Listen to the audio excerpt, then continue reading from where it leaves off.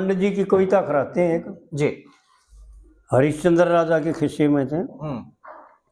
जब विश्वामित्र ने जो है ना रोहतास कंवर को सर्प के माध्यम से सर्प अड़ा करके आगे सर्प का आकार अड़ा करके और मृत घोषित कर दिया, मृत दिखा दिया, क्योंकि परीक्षा ले रहे थे और यह आखिरी परीक्षा थी उसकी।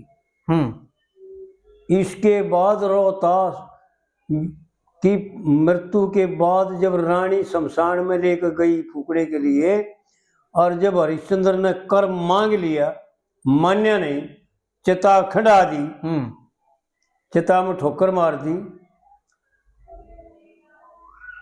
जब भगवान ने न्यू मान लिया कि भाई यो डिग नहीं सकता, हाँ ये अडिग है अपने धर्म पर, और फिर जब रानी को डांड घोषित किया, और जब रानी ने मारने गया तलवार लेकर के, जब रानी का सिर काटने खातिर तलवार चलाई ना, तो ऐसा बताते हैं, लेख आता है कि भगवान ने पाछे तलवार पकड़ दी। तो भगवान ने पाछे से तलवार पकड़ के यूं कहा, भाई हरिश्चंद्र बस तेरा इम्तिहान पूरा हो गया, और तू जो है ना भाई अपने इम्तिहान में पास है। तो हरिश्चंद्र ने यूं कहा, बताओ है कि महाराज सामने आ जाओ, पाछे तो नहीं मानूंगा मैं, पाछे तो कहोगे तो नहीं मानूंगा, स्वयं ही आग बताओ क्या बात है। तो भगवान ने सन्मुख आना पड़ा जी, तलवार छोड़ करके, और फिर हरिश्चंद्र को जो है ना विमान में बैठा करके, ऐसा लेख आता है कि उस हरिश्चंद्र ने पूरी काशी को पार उतारा था। हाँ जी, काशी का लेख ऐसा आता है कि 3 बार पार उतरी। एक बार पहली बार पार उतारनिया हरिश्चंद्र था, 3 बार काशी पार हुई है, ऐसा बताते लेख आता है पुराणों में। ये आती इसकी कथा कई जगह। अच्छा जी। हाँ, लेकिन हरिश्चंद्र ने काशी पार उतारी, इतना सतवादी हो गया।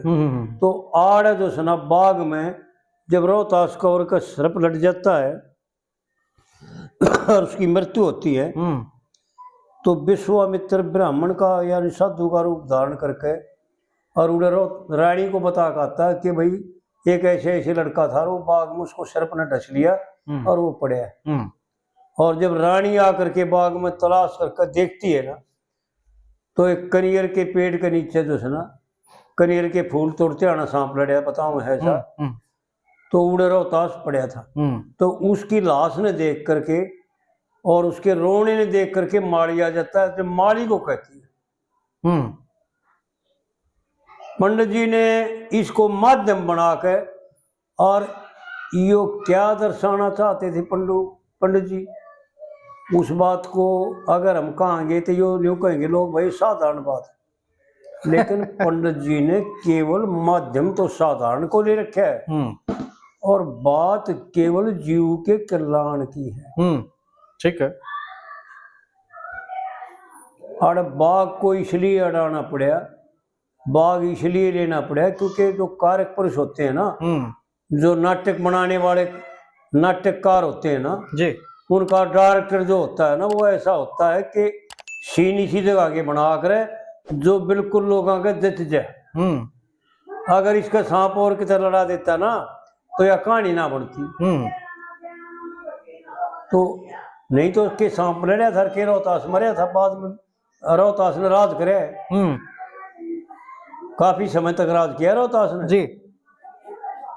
तो उड़े तो से ना माली जब नहीं समझाओ ना, अरे क्यों रो है, खाम खा दुखी मत हो। तो जब रानी कहती है माली को, उड़े पंडित जी ने कविता बनाई, मैं के उजाड़ू तेरे बाग ने, यो मेरे चमन का चोर आज तेरे बागा में पाया। मेरे चमन का चोर आज तेरे बागा में पाया। हाँ जी। सुन 9 लखे बागा आड़े, तेरे बागा में होए चाड़े, मेरा लाल डस्या काले नाग ने। असली में तो ये है, इसका विद्वान लोग जो प्रवचन करते हैं ना, मैं विद्वानों से बात करता हूँ, मैं ब्राह्मणों से बात करता हूँ मैं, जो विद्वान हो, जी।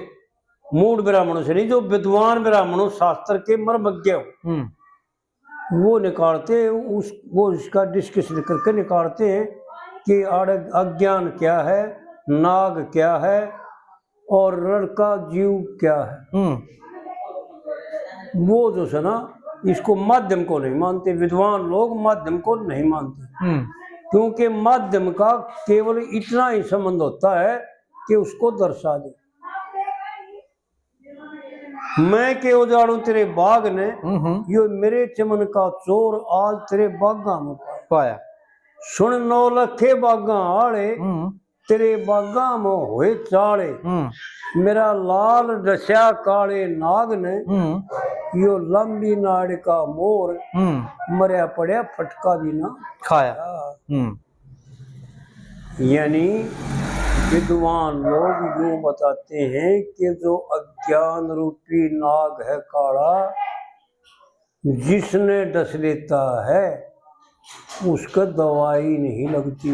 ठीक बात।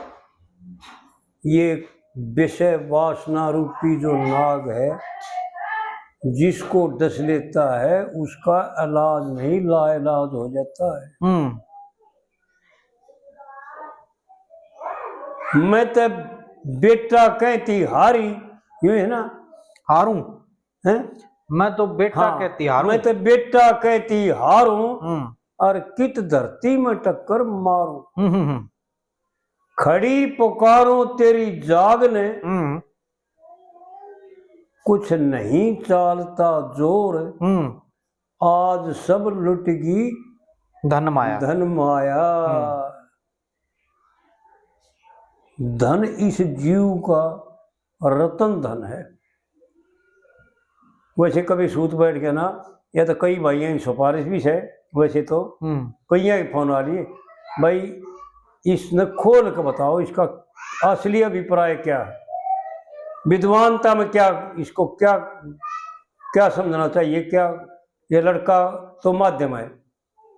तो लेकिन उसका एक संक्षेप में बताऊँ, हाँ, इशारा करके, क्योंकि समय बहुत थोड़ा रह गया, इसलिए कि असली धन दौलत माया क्या है इसकी, ईश्वर का भजन, ईश्वर के सत्य पर काम रहना, तप करना, दान देना। यो तप नहीं जो अग्नि के बीच तप या पानी में खड़े हो तप, ये तप नहीं है, यो तो पाप कर्म है, शास्त्रों में वर्जित है। इंद्रियों का संयम रखना तप है, वाणी को संयम रखना तप है, नेत्रों से यथार्थ देखना तप है, कानों से यथार्थ सुनना तप है, शरीर को कंट्रोल में रखना तप है। जो ये तप करता है ना, जो अपने पूरे शरीर को संयम में रखता है, वो तप, वो धन ही रतन धन है। नहीं तो ये संसार के पदार्थ कितने इकट्ठे कर ले, अरब खरब इकट्ठा कर ले, कितनी प्रॉपर्टी इकट्ठी कर ले, इसके कोई साथ नहीं, कोई इसका है नहीं। पराया था, पराया रहेगा और पराया हो जाएगा। ठीक बात। इसके पास एक ढेला ना तो लेके गया और ना लेके आया, आया जब भी खाली था और जागा जब भी खाली जागा। तो विद्वान लोग जो है ना, उसको रतन धन कहते हैं। मेरा कुछ नहीं चालता जोर, जब यो माया के अधीन हो जाता है। इस माया के 2 रूप हैं, अच्छी तरह से समझ ले। अगाड़ी में चल करके एक यो वीडियो करावांगे कि परमात्मा की 2 लीला है। एक आंतरिक लीला, उसमें उच्च कोटि के लोग आते हैं, देवता लोग आते हैं जी, कारक पुरुष आते हैं भगवान के साथ। जब जब भगवान अवतार लेता है ना, वो जब आते हैं जब लीला करते हैं इस पृथ्वी पे। नहीं तो वो अपने आप में मुग्ध रहते हैं, अपने आप लीला करते हैं जी। वो रोजाना लीला करते हैं। वो है आंतरिक लीला। एक है व्यवहारिक लीला, इस व्यवहारिक लीला में यो सारा जगत है और माया के द्वारा परमात्मा यह लीला करता है। वह लीला माया के द्वारा नहीं करता, वह लीला स्वयं करता है, स्वयं भगवान करता है आकर के उन कारक पुरुषों में। ये माया के द्वारा करता है, भगवान स्वयं नहीं है इसमें। और जो इस माया में पात्र खेल नाटक ले रहे हैं, भाग ले रहे हैं, जीव मात्र भाग ले रहे हैं, पशु पखेरु वृक्ष, अच्छी तरह से समझ ले भाई। जितने वृक्ष है ना हमारे को हर एक जीव के लिए औषधि रूप में है जी, छाया रूप में है, फल रूप में है, यानी अपने नाट्य में अपने उसमें पार्ट में पास हैं। एक यो मनुष्य जो है ना यो अपने पार्ट में फैल है, क्योंकि जो पार्ट इसने मिला हुआ था ना वो यो कर नहीं रहा, अपनी मर्जी से अपना मन भावी पाठ कर रहा है। तो वो माया इसको देख रही है। जब पास फेल का रिजल्ट का नंबर आवेगा, जब रिजल्ट दो जगह मिलते हैं भाई ध्यान रखना, ये सब भाई ध्यान रखें। आज चलो थोड़ा हाँ बताओगे, इसने फिर कभी इसकी वीडियो करावाएं पूरी। उसका दो जगह ले जाती है वो माया, एक को तो ले जाती है धर्मराज के, पूरे तो इसको न्याय मिलता है, दंड मिलता है, जो भी मिलता है, जैसे कर्म करे उसका फल भाई तू उड़ा था, तुम्हारा तेरा जन्म होगा, केवल यही जन्म होता है इसका। और वो करे हुए भोगता, अपना पाठ करे हुआ भोग भोगता है, जिनको हम कर्म कहते हैं जी। और एक को माया ले जाती है, परमात्मा से रूबरू करा देती है, वो ही माया। माया दो काम करती है जी। एक धर्मराज के ले जाती है, इसका नाटक गलत होने के बाद, पाठ गलत होने के बाद, एक जिसका पाठ सही है उसको परमात्मा का अर्पण कर देती है जी। तो जितने भी वृक्ष हैं, जीव हैं, जो परोपकार करते हैं, केवल अपना कोई स्वार्थ नहीं जिनका, विचार करके देखो भाई, पशुओं का, गाय भैंस जितने बड़े जितने भी पशु हैं केवल मनुष्य के काम आते हैं। चमड़ा उनका बिकता, मांस उनका बिकता, दूध वो देते, बछड़े पशु वो देते पालने के लिए, यानी दूसरों के लिए करते हैं, अपने लिए कुछ नहीं करते जी। वृक्ष भी अपने लिए कुछ नहीं करते, दूसरों के लिए करते हैं। और एक दिन एक वीडियो बनवाई थी हमने, थोड़ी सी बताया था इशारा करके कि इन वृक्षों का भी दर्द होता है, इनका भी खून निकलता है जब फल पात तोड़ते हैं, झाड़ी तोड़ते। बिल्कुल बिल्कुल। तो ये विचार करना चाहिए भाइयों ने कि ये तो परोपकार करते हैं, लेकिन एक मनुष्य ऐसा है जो किसी प्रकार परोपकार नहीं करता। हाँ जी। केवल स्वार्थ करता है, केवल अपने लिए करता है, दूसरे के लिए कुछ नहीं करता। तो आड़ जो है ना इशारा करके पंडित जी बता रहा है कि तेरा वो धन लुट रहा है, वो माया तेरे हाथ से छूट गई, तू लाचार हो रहा है इस माया के अधीन होकर के, इन विषयों का अधीन होकर के, और तू ठगया गया। फिर दूसरी कलीम बताती है, बताते हैं पंडित जी, पद्मावत कहती है मत लावे अनदोषी के दोष। अरे इनमें गलत लिख रखा है इसने, मत लावे अनदोषी के दोष। रानी मत नावत करी है ना जी, रानी मत नावत करी है ना। हाँ रानी मत नावत, आप पद्मावत बोल गए ना, रानी मत नावत। हाँ पद्मावत मत ऊँचे लिखा, वो पद्मावत सारा ज्ञान का है ना। पद्मावत जो सांग है पंडित जी का, वो भागवत पुराण का 11वां स्कंद है जी। ठीक है, सारा ही तो ज्ञानमय है। और मदनावत कहती है मत लावे अनदोषी के दोष, मेरा जी जालिया सो कोष। मना होश नहीं से नर भागने, गई छूट हाथ ते डोर। मन तो कदे सुत्या भी ना ठाया, यानी बुद्धि कहती है बड़ी दुख पा करके, जब ये जीव खोटे कर्म करता है, बुद्धि की ना मानता, और मृत्यु को प्राप्त हो जाता है, काल को प्राप्त हो जाता है। जब बड़ा बुद्धि रोमती आना कैसे कि मन ने तो इसको किसी प्रकार से कोई कोशिश बहुत करी लेकिन ये मान्या नहीं गया। मन ने तो कभी सुत्या भी ना उठाया। इसको अपनी जान दे दी, जैसे पत्नी पति के लिए अपनी जान दे देती है ना, इसी प्रकार बुद्धि ने जो है ना अपने आप को कुर्बान कर रखा है जीव पे।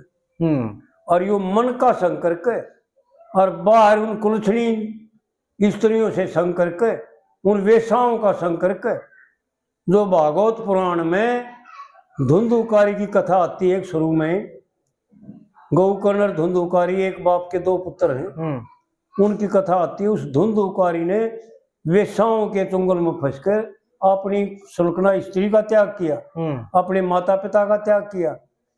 पिता को तो जंगल में चलेगा गौकर्ण के कहने से, और माँ को जो सुना उसने मार दिया जड़ा कर। फिर उन वेश्याओं ने भी उसका धन लूट कर उसको जड़ा कर मार दिया। तो इसी प्रकार से जो सुना यो जीव जो सुना बहुत परेशान होकर आखिरी में तड़प के अपने प्राण दे देता है। जी। सुखी नहीं होता।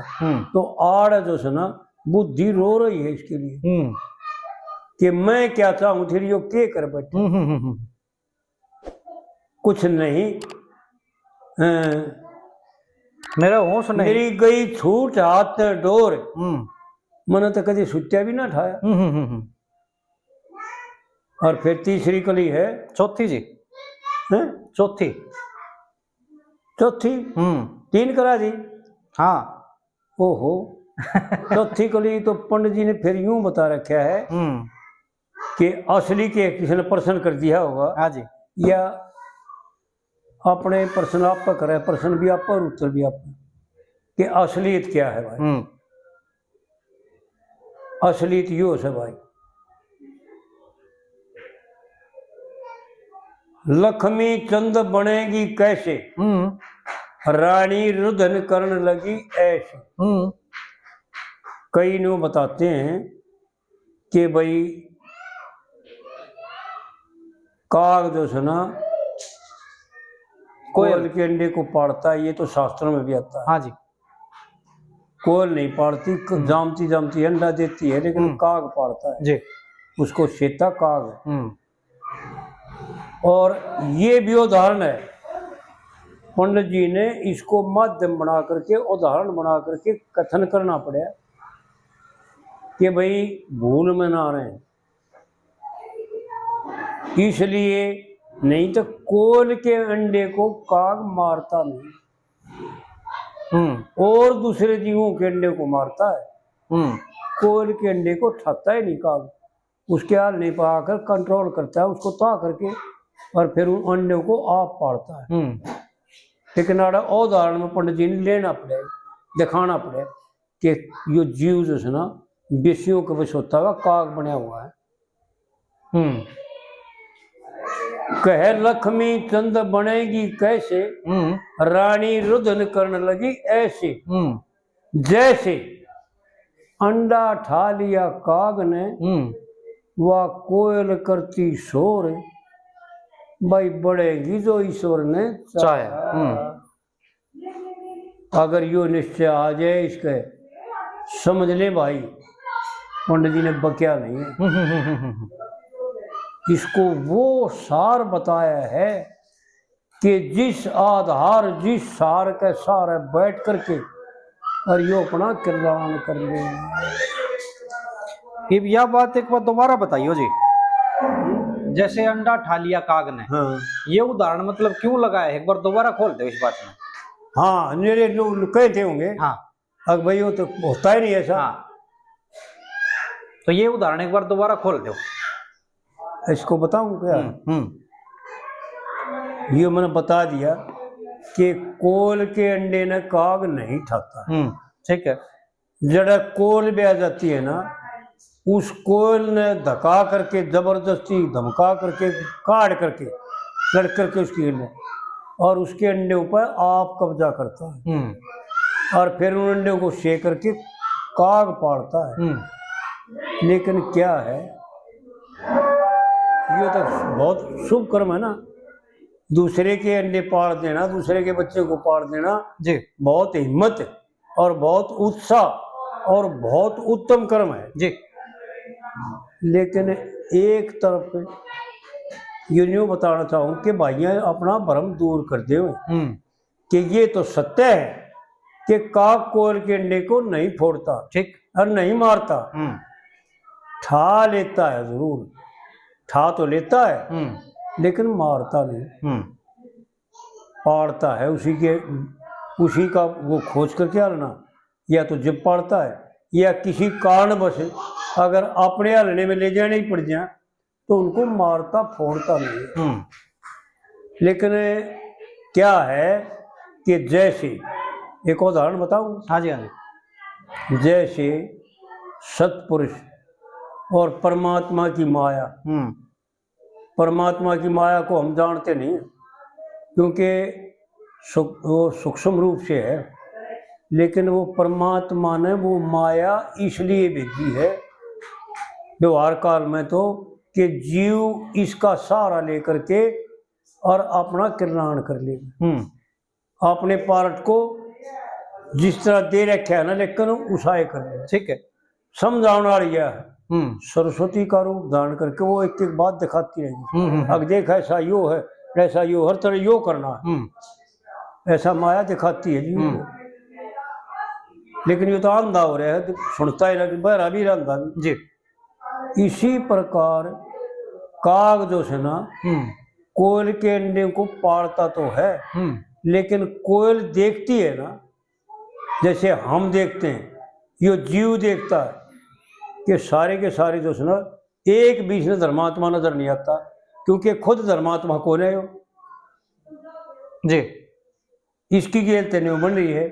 लेकिन कोयल देखती है कि काग इसके सिवाय और कुछ नहीं करता कि जिसके अंडे थे और अंडा ठाया, फोड़ा, चोंच मारी, पी लिया और उसका खोल घेर दिया। किसी भी जीव का अंडा मिल जाए काग बखसता नहीं। तो कोयल कैसे मान ले बेचारी कि भाई मेरे अंडे ने पाड़ गए हो, लाख कहें और करता भी ऐसा है, लेकिन कौन मानता है? तू मान लेगा? कोई भाई विचार करके देख ले, अगर कोई चोर डाकू आन के उसको धन देना चाहो किसी को भी अन्य कह ले भाई लाख रुपये तो ये ले और 1 करोड़ रुपये इतना और ले आके दूंगा, तो क्या मान लेगा? वो विश्वास कर लेगा? न्यू रहेगी भाई धोकड़ चौकड़ के मारेगा बेटी, तो कद्दे मारियो मारेगा। बिल्कुल बिल्कुल। ये कोयल का वही भ्रम था, क्योंकि दूसरों के अंडों को देखती है कोयल, वो छोड़ता नहीं काम। बदनाम आदमी का कौन एतबार कर लेगा? बिल्कुल ठीक है जी। जो दूसरों का धन लूटता हो, जो दूसरों को मार काट करता हो, उसका कौन मान लेगा भाई? वो ना मारेगा। ये बात ठीक है। और पंडित जी ने इसलिए इसके उदाहरण को लगाया कि कोयल सत्य है, मिथ्या नहीं है, वह झूठी नहीं है। क्योंकि कैसे यकीन करे? बिल्कुल ठीक। जैसे अंडा ठा लिया काग ने, वह कोयल करती शोर। जब उसको ता दिया, उसका आलना खोज लिया, या कई बार ऐसा भी देखा, हमने भी देखा कि आलना बदलता है ना, घोंसला बदलता है, तो उन अंडे को उठाकर देख दो ठाक ले जाता बारी बारी, और उनको अपने आलने में यानी सुरक्षित जगह उनको रख करके और उड़े पाड़ता है। अपने बच्चे समझ कर पाड़ता है कि मेरे उसके कोयल का रंग कागज जैसा होता है, इसलिए। और कोयल को मार पीट करके ता देता है। लड़ाई होती है, आपने कई बार देखा भी होगा, कोयल और काग लड़ते, बहुत भाइयों लोगों ने देखा होगा जी। वो लड़ाई होती है और हमेशा होती रहती है। बिना अंडे भी लड़ाई होती है, जरा कोयल और काग इकट्ठे हो जाएंगे आपस में लड़ेंगे जरूर, क्योंकि कोयल मानती है उसको अपना दुश्मन, निजी दुश्मन, और जीव मात्र का दुश्मन मानती है। कोयल वो मार्ग दिखाती है जो सन्मार्ग है, और काग वो मार्ग दिखाता है जो चंडाल से सन्मार्ग पर आना पड़ता है। और महात्मा बना देता है काग, समझदार है ना, वो महात्मा बन जाते हैं, कुकर्म को छोड़ देते हैं। काग आड़े यो दिखाता है पंडित जी ने, इसलिए जो ना इसको माध्यम बना करके और ये दिखाया कि कोल का भरम दूर नहीं हुआ, कभी कभी भी नहीं हुआ, प्राण चले गए मर जाएगी, लेकिन उसका भरम कैसे मिटा, कौन बताओ उसको कि तेरे इंडियन पाड़ गए। हाँ जी, हाँ किसकी मानवा, क्योंकि दुनिया के इंडियन तो खान लाग रहा, छोड़ता ही नहीं, अंडा कितना ठह जाओ काग ने, काग छोड़ेगा नहीं अंडे ने, बड़े से बड़े अंडे ने भी कंडम कर देगा, फोड़ के पीवेगा। इसे बड़े बड़े अंडे ने भी देखा हमने, फोड़ करके चोंच मार कर तड़े पड़े हुए। काग बड़ा खतरनाक होता है। तो इसलिए जो है ना पंडित जी ने जो उदाहरण लगा रखे है ना, बहुत सोच समझ के लगा रखे, और फिर ये बता दिया और उदाहरण लगा करके और असली बात को दिखाने के लिए इतना भयंकर उदाहरण लगाया कि समझ में आ जाए आसान।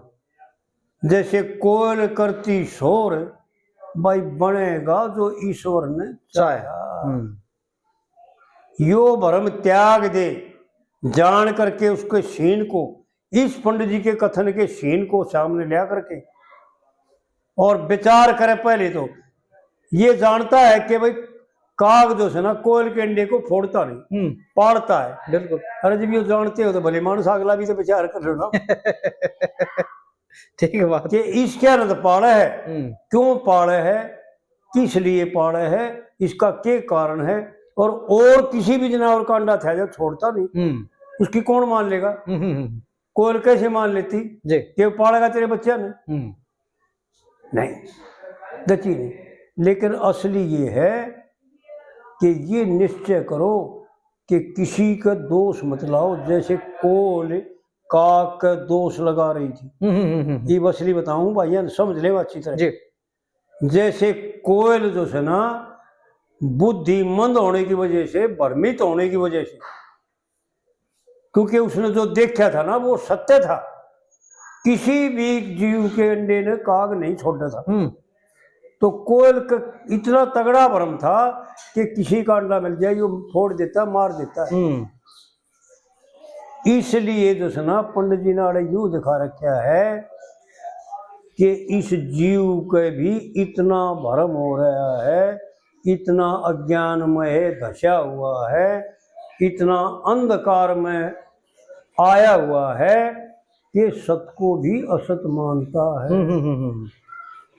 जब कर्ता परमात्मा है, जब वो ये जानता है, मानता है, किताबों में लिखा है, सुनया भी है कि भाई कर्ण करावनी, और सब कहे भी हैं कि भाई परमात्मा की मर्जी, उसका किसी का दौर नहीं चलता। जब मर जाए ना, कोई लाचारी की बात हो जाए ना, जब कोई भाई परमात्मा की मर्जी, भाई वो करे है ना, उसने जो करना कर रहा है ना, इसमें किसी का दोष नहीं है भाई। हाँ जी, हाँ जी। लेकिन फिर मानते नहीं, जैसे कोल नहीं मान रही थी ना, इसी प्रकार यो जीव कोल तो भी गया गुजरा है। बिल्कुल बिल्कुल। विचार करके देखा भाई, पंडित जी ने खाम खाने लगा रखा इसको समझाने के लिए कि कर्ता परमात्मा है, फिर तू टूटिया मरे। इसलिए पंडित जी ने फिर न्यू बता रखा है कि बनेगा जो ईश्वर ने चाहा, जो ईश्वर की इच्छा होती है होगा वो। बिल्कुल। तू चिंता मत कर, अगर समझदार है। वह कोल तो मूर्ख थी, उसको ज्ञान नहीं था, बेचारी ने भ्रमित हुई थी, वो देख रही थी, उसी सीन पर निश्चय किए हुए थी जी। लेकिन तू सारी बात जानते हुए, चतुर होते हुए, विद्वान होते हुए, बुद्धिमान होते हुए, पशुओं को बुद्धि नहीं होती, पशुओं का केवल एक स्वाभाविक ज्ञान होता है जी। मनुष्य को निमित्त ज्ञान भी होता है। निमित्त कहते हैं दूसरे के द्वारा लिया हुआ। तो विद्वानों से, शास्त्रों से पढ़ करके, सुन करके कुछ समझने की कोशिश करे, ना कि तेरे करे तो होता, ना किसी और के करे तो होता।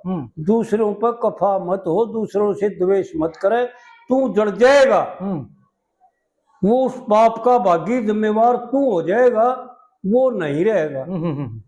आड़े पंडित जी ने खोल के बता रहे। ठीक बात।